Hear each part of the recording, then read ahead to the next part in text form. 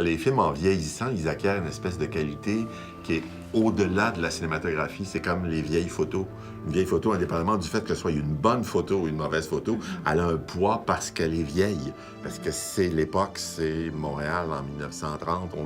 Ça acquiert. Suzanne Sontag était très éloquente là-dessus. Mais en fait, quand on sait d'où on vient, on sait davantage qui on est et qu'est-ce qu'on veut devenir.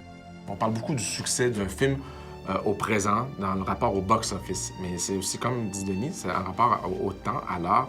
Et on n'a pas de musée pour le cinéma autre que la Cinémathèque à Montréal, mais quelqu'un qui habite à Val-d'Or ou qui habite à Trois-Rivières, pour avoir accès à cette banque de films qui sont plus accessibles au grand public, soit maintenant disponibles au grand public, parce que ça fait partie de notre richesse collective, puis je trouve que c'est fondamental. Je trouve que c'est exactement ça, Éléphant. C'est quelque chose que j'aime beaucoup, moi, personnellement, c'est de justement aller chercher 5 ou 6 films d'un cinéaste puis les regarder d'un coup. Ça donne... ça jette toujours un regard. Tu rentres dans la puissance du regard de quelqu'un. Je trouve ça toujours super riche d'avoir ça, Éléphant permet ça.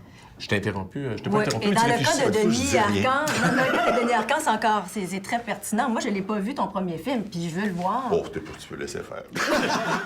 Alors, à ce moment-là, tu es aussi bien de te méfier parce que... Elle est belle, pas d'arriver... riche, très distinguée. Elle m'a semblé parfaite. Pourtant, tu t'es aperçu bien vite que sous des dehors si parfaits, Marie-Josée était malheureuse. La principale source d'inspiration, c'est le passé. C'est-à-dire, c'est les films qui ont été faits avant, des œuvres importantes qui m'ont marqué, d'aller les revisiter comme des films de chevet, comme ça, c'est essentiel.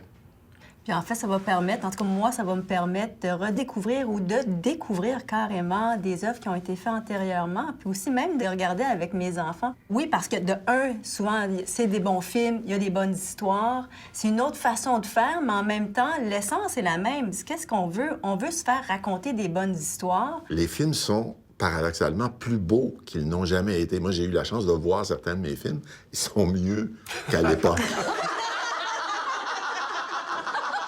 Quand le pénis est menacé, il n'y a rien à faire. C'est pour ça qu'il y a une maladie. Bandé, débandé, les grosses queues. Dis-moi que la mienne est plus grosse que la sienne. Non, dis-moi donc, j'en ai une grosse. C'est vraiment l'obsession fondamentale. Le fait que Éléphant se retrouve sur iTunes, c'est très, très bien parce que on se retrouve sur un plus grand réseau, on se retrouve sur une autoroute. Un Monténégrin chez eux, tout seul, il peut cliquer et voir le film de quelqu'un dont il a entendu parler souvent, qu'il n'a pas vu, mais il a lu ça, un petit entrefilet dans un journal.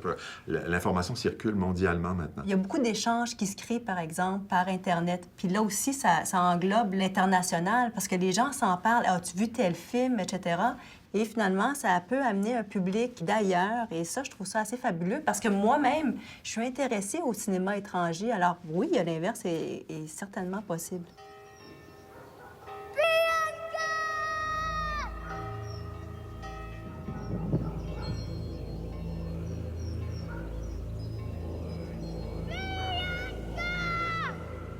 Il n'y a pas d'autre pays au monde qui a accès immédiatement à toute leur cinématographie puis digitalisée. Je pense qu'on est un exemple, un phare pour le reste du monde. En fait, ouais, je le crois, sincèrement. Puis avec les clubs vidéo qui disparaissent à vitesse grand V présentement, ça devient essentiel. Je trouve ça, en fait, fabuleux que quelqu'un se soit intéressé à ça. Et comme dit Denis, big time, c'est essentiel. Que tout le monde au Québec ait envie d'aller, ait la curiosité d'aller jeter un coup d'œil, parce qu'il y a vraiment des œuvres impressionnantes qui appartiennent à notre passé.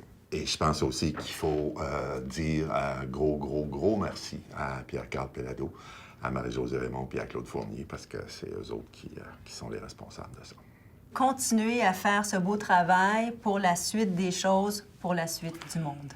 Seigneur, ça termine-tu bien, ça? That's it, on coupe. That's out.